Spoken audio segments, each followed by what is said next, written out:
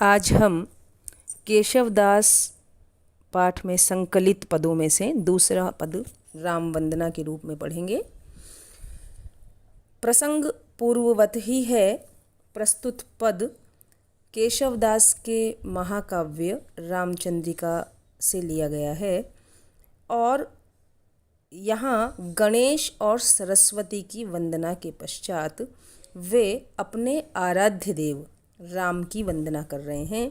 चूँकि रामचंद्रिका रामचंद्र के ही चरित्र का आख्यान है, इसलिए यह पद भी मंगलाचरण के अंतर्गत ही आता है। वे राम की वंदना करके अपने काव्य के निर्विघ्न समाप्ति की प्रार्थना कर रहे हैं। राम की वंदना करते हुए कवि कहते हैं, पूरण पुराण अरु पुरुष पुराण, परिपूरन बतावे न बतावे और उक्ति को, दर्शन देत जिन्हें दर्शन समुझे ना, नेति नेति कहे वेद छांडी आन युक्ति को। राम के विषय में वे कह रहे हैं कि पूर्ण पुराण, पूर्ण का अर्थ संपूर्ण, सारे। पुराण हमारे यहाँ जो पुराण माने गए हैं, अष्टादश पुराण माने गए हैं, 18 पुराण। तो 18 पुराण यानी संपूर्ण पुराण, अरु पुरुष पुराण, और जितने भी पुराण पुरुष हैं, पुराण पुरुष का यहाँ तात्पर्य है जो प्राचीन पुरुष हैं, जो वयोवृद्ध जन हैं, जो आप्त पुरुष हैं, वे सारे परिपूर्ण बतावे। उन राम को परिपूर्ण बताते हैं, पूर्ण ब्रह्म बताते हैं, संपूर्ण बताते हैं। न बतावे और उक्ति को, इसके अलावा अन्य कोई उक्ति, अन्य कोई बात नहीं बताते।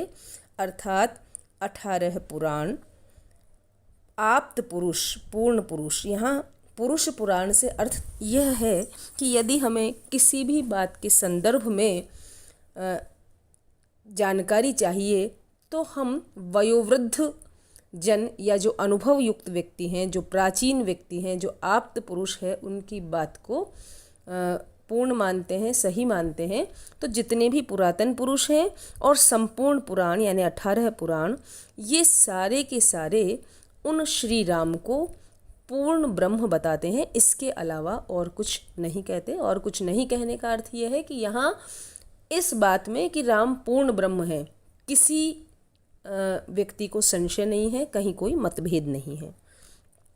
दर्शन देत जिन्हें दर्शन समझे ना, वे राम कैसे हैं कि जिनको दर्शन भी नहीं समझ सकते।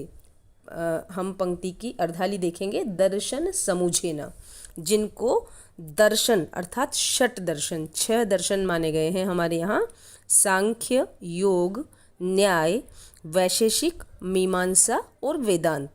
ये जो षट दर्शन हैं वे भी राम की महिमा को भली प्रकार नहीं समझ सकते, किंतु वे राम अपने भक्तजनों के लिए इतने सीधे हैं, इतने सरल हैं कि वे दर्शन देत, वे उन्हें पूर्ण भक्ति करने पर या भक्तिपूर्वक याद करने पर दर्शन देते हैं।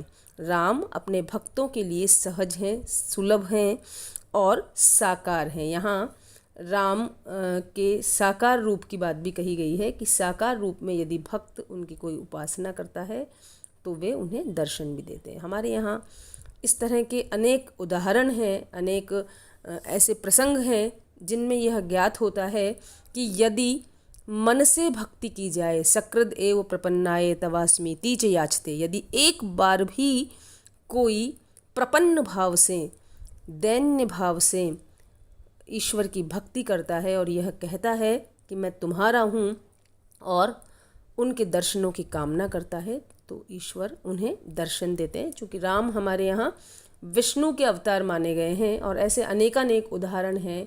हम प्रहलाद है, द्रौपदी है या अन्यान्य जो भक्तजन हैं, गज है, जब उन्होंने पुकारा तो एक बार पुकारते ही ईश्वर ने प्रकट होकर उनकी रक्षा की। तो यहाँ राम को भी पूर्ण पुरुष बताते हुए केशवदास यही कहते हैं कि दर्शन देत, वे अपने भक्तों के लिए सगुण साकार होकर उन्हें दर्शन देते हैं। जबकि उनकी महिमा अनादि और अनंत हैं, षड दर्शन भी उनकी महिमा को नहीं समझ पाते। न केवल षड दर्शन अपितु नेति नेति कहे वेद छांडी आन युक्ति को। वेद, हमारे यहाँ जो 4 वेद हैं उनको संपूर्ण ग्रंथों का सार माना जाता है, लेकिन वेद भी उनके स्वरूप के बारे में क्या कहते हैं? नेति नेति कहे, न इति, जिसका अंत नहीं है। यानी राम की जो महिमा है उसका अंत नहीं है, अंतहीन महिमा है, उनका स्वरूप कैसा है? अनंत है। तो वेद भी यह कहते हैं कि नेति नेति, वह राम अंतहीन स्वरूप वाले हैं, अनंत हैं। छांडी आन युक्ति को, अन्य प्रकार की युक्तियों को या अन्य कोई बात न कहकर वेद भी राम के विषय में नेति नेति कहकर छोड़ देते हैं। जानी यह केशोदास अनुदिन राम राम, रटत रहत न डरत पुनरुक्ति को। केशवदास कवि कहते हैं कि मैं इस बात को भली प्रकार जानता हूँ कि राम अनादि हैं, अनंत हैं, पूर्ण पुरुष हैं, पर ब्रह्म हैं, और इन सब बातों को जानते हुए, जानी यह केशवदास, केशवदास कवि कहते हैं कि इन सब बातों को जानते हुए मैं केशवदास अनुदिन राम राम, अनुदिन का मतलब है प्रतिदिन, राम राम रटत रहत, राम राम को रटता रहता हूँ मैं, बार बार राम राम राम राम इस प्रकार कहता रहता हूँ। न डरत पुनरुक्ति को, ऐसा कहते हुए मैं पुनरुक्ति के भय से भी नहीं डरता। पुनरुक्ति का भय, यदि किसी एक ही बात को हम बार बार कहते हैं तो वहाँ पर पुनरुक्ति दोष माना जाता है, पिष्ट पेषण माना जाता है। किंतु चूंकि राम का नाम स्मरण करना ही भव बंधनों से मुक्त कर देने वाला है, इसलिए केशवदास कह रहे हैं कि मैं प्रतिदिन राम राम को रटता रहता हूँ और न डरत पुनरुक्ति को, पिष्ट पेषण से, पुनरुक्ति के दोष से मैं नहीं डरता। यदि कोई यह कहे कि ऐसा करने में पुनरुक्ति हो रही है तो मैं उस दोष का भागी बनने से डरता नहीं हूँ, क्योंकि राम का नाम रटने से, राम नाम का स्मरण करने से, हमारे यहाँ नाम की महिमा बहुत अधिक बताई गई है। सभी भक्त और संत कवियों ने राम नाम की महिमा का बखान किया है। कवि केशवदास भी कह रहे हैं कि राम नाम का जो जप करता रहता है, निरंतर राम नाम को रटता रहता है, तो उसका फल क्या प्राप्त होता है? रूप देही अणिमाही, गुण देही गरिमाही, भक्ति देही महिमाही, नाम देही मुक्ति को। जो व्यक्ति राम के रूप का आराधन करता है, राम के स्वरूप को अपने मानस में बिठाकर उनकी आराधना करता है, तो रूप देही अणिमाही, राम का रूप हमें अणिमा शक्ति प्रदान करता है। हमारे यहाँ अष्ट सिद्धियों की बात कही गई है। वे अष्ट सिद्धियाँ हैं अणिमा, महिमा, गरिमा, लघिमा, प्राप्ति, प्राकाम्य, ईशित्व और वशित्व। तो ये जो 8 सिद्धियां हैं, कवि कहना चाह रहा है कि राम का नाम लेने से व्यक्ति अष्ट सिद्धियों को प्राप्त कर सकता है, और उन्हीं अष्ट सिद्धियों में से कुछ सिद्धियों का वे बखान कर रहे हैं कि यदि हम राम के स्वरूप की आराधना करते हैं, मानस में उनके स्वरूप को बिठाते हैं, तो रूप देही अणिमाही, उनके स्वरूप का आराधन करने से व्यक्ति को अणिमा सिद्धि सिद्ध हो जाती है। अणिमा सिद्धि का अर्थ है कि व्यक्ति अणु के समान सूक्ष्म शरीर धारण करने की जो काबिलियत है उसको प्राप्त कर लेता है।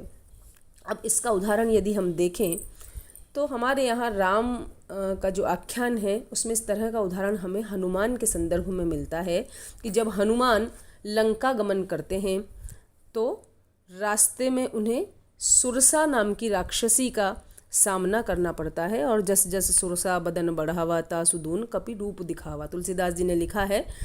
तो 100 योजन जब सुरसा अपना मुख फैला लेती है तो हनुमान क्या करते हैं? मसक समान रूप ते ही धरहि, मच्छर के समान रूप धारण कर लेते हैं और बदन पैठी पुनि बाहर आवा, सुरसा के मुख में प्रवेश करते हैं और तुरंत बाहर निकल जाते हैं, क्योंकि सुरसा का मुख तो इतना बड़ा था कि उसको बंद करने में कुछ तो समय लगा होगा। तब तक मच्छर का जैसा रूप बनाकर, अणु के समान सूक्ष्म शरीर बनाकर, और हनुमान उसके मुख में प्रवेश करके बाहर आ जाते हैं। तो यह है राम के स्वरूप स्मरण की जो फल है, स्वरूप स्मरण का, उसका हमारे सामने उदाहरण है कि राम के आराधन से, उनके रूप को मन में बिठा लेने से अणिमा शक्ति सिद्ध हो जाती है, जो कि हमें हनुमान के चरित्र में दिखाई देती है। गुण देही गरिमाही, जो राम के गुणानुवाद करता रहता है, जो राम के गुणों का स्मरण करता रहता है, उसे गरिमा शक्ति प्राप्त होती है। गरिमा का यहाँ तात्पर्य है गुरु या भारी या वजनी हो जाने की क्षमता उसमें होती है। रामचरित में जब हम देखते हैं तो अंगद का उदाहरण हमें ऐसा लगता है कि राम के गुणों का स्मरण करते हुए अंगद रावण की सभा में अपने पैर को टिका लेता है और रावण के सारे सभासद उस पैर को मिलकर भी नहीं हिला सकते। तो यह गरिमा सिद्धि वहाँ सिद्ध हुई हमें दिखाई देती है। भक्ति देही महिमाही, और जो राम की भक्ति करता है, राम के जो भक्त हैं, उनकी महिमा निश्चय ही अनादि और अनंत होती है। ऐसा हमें अनेक उदाहरणों में देखने को मिलता है।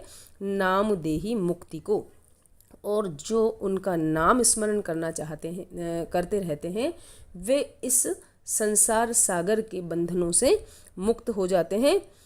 तो बड़े से बड़े कार्य व्यक्ति के राम के रूप स्मरण से, राम के रूप को मानस में बिठाने से, राम के गुण स्मरण से, राम की भक्ति करने से और राम नाम का स्मरण करने से सिद्ध हो जाते हैं। अष्ट सिद्धियां सिद्ध हो जाती हैं। जब हम विशेष लिखेंगे तो सबसे पहले तो अनुप्रास अलंकार है। पूरण पुराण अरु पुरुष पुराण परिपूरण बतावे न बतावे, पूरे पद में हमें अनुप्रास दिखाई देता है। प वर्ण की, द वर्ण की आवृत्ति हमें दिखाई देती है। फिर दर्शन देत जिन्हें दर्शन समझे ना, पूरण में और दर्शन में हमें यमक अलंकार भी दिखाई देता है। पूरण का एक अर्थ है संपूर्ण, और पुराण का, पुराण में एक अर्थ है अष्टादश पुराण और दूसरा है पुरुष पुराण में प्राचीन और आप्त पुरुष। इसी प्रकार दर्शन देत जिन्हें दर्शन समझे ना, जो दर्शन शब्द है यहाँ हमें यमक अलंकार दिखाई देता है, चूँकि यमक में शब्द की आवृत्ति होती है और दोनों बार उसका भिन्न अर्थ होता है। तो जो दर्शन देते हैं और जिन्हें षड दर्शन भी नहीं समझ सकते, इस प्रकार दर्शन के यहाँ अलग अलग अर्थ हैं। अगली पंक्ति में नेति नेति, नेति नेति का 2 बार प्रयोग हुआ है यहाँ पर।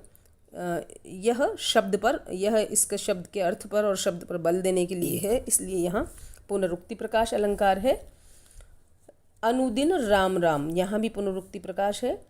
इस प्रकार पूरे पद में यहाँ राम नाम के महत्व को बताया गया है और कवि की जो राम पर अटूट श्रद्धा है, अटूट विश्वास है, उसकी अभिव्यक्ति भी हमें मिलती है।